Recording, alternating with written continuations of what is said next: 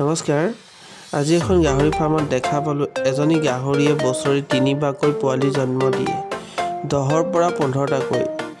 প্ৰতিটো পোৱালিৰ মূল্য 4,000 পৰা 5,000 টকাকৈ বিক্ৰী কৰে।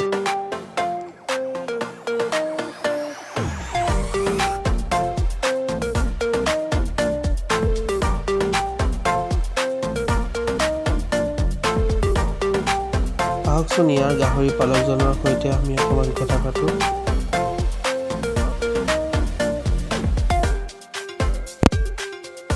12টা পোৱালি আছে ন?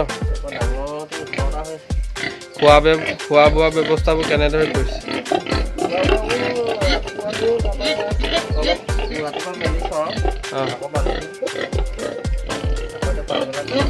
এনে গাহৰি বিক্ৰী কৰি আপুনি এনেই কিমান ধন ক্ৰয় কৰিছে আজিলৈকে?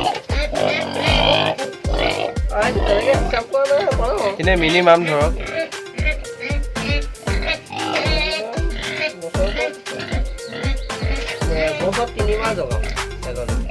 এবছৰত 3বাৰ জগায়। সেইটো হিচাপত বিক্ৰী কেনেকৈ কৰে? 4,000 5,000 এটা পোৱালিৰ ৰেট 4,000 5,000 ন?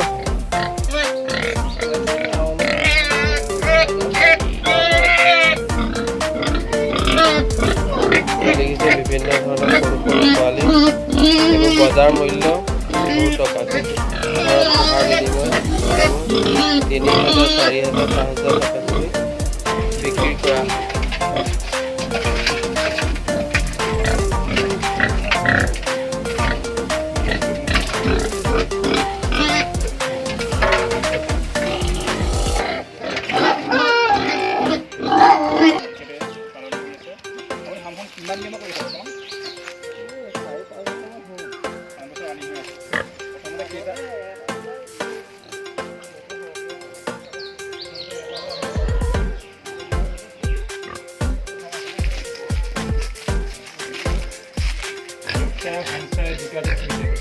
এই পদ্ধতিত যদি গাহৰি পালন কৰে তেন্তে গঁৰালত কোনো ধৰণৰ গোন্ধ নাথাকে।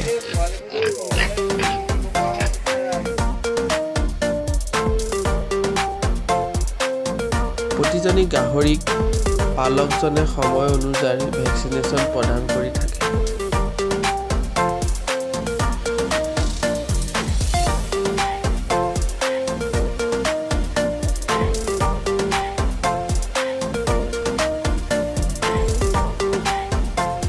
ভিডিঅ'টো যদি চাই ভাল লাগিল চেনেলটো ছাবস্ক্ৰাইব কৰি